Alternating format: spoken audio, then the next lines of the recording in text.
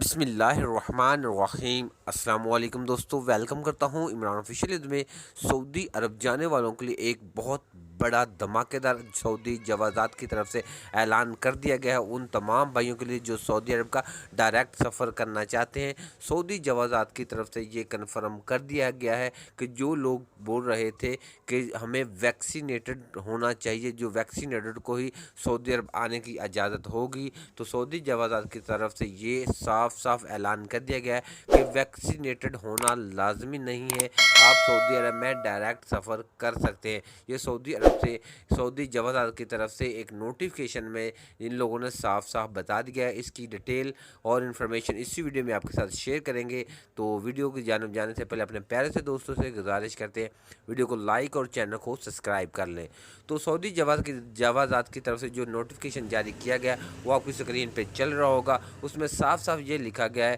کہ آپ کو ویکسینیٹڈ ہیں یا نان ویکسینیٹڈ، تو آپ سعودی عرب میں داخل ہو سکتے ہیں، کیونکہ جو ادھر کوارنٹائن سینٹر بن رہے ہیں صرف ادھر آپ کو آ کے 7 دن کوارنٹائن کرنا پڑے گا اور اس کے بعد اپنے کام وغیرہ پہ آپ جا سکتے ہیں۔ تو صرف وزارت داخلہ کی طرف سے کنفرم اعلان ہونا باقی ہے کہ کس دن سے فلائٹ آپریشن بحال کیا جا رہا ہے، تو اس دن سے آپ اپنی تیاری مکمل رکھیں، یہ ٹینشن مت لیں کہ آپ ویکسینیٹڈ ہیں یا نان ویکسینیٹڈ ہیں۔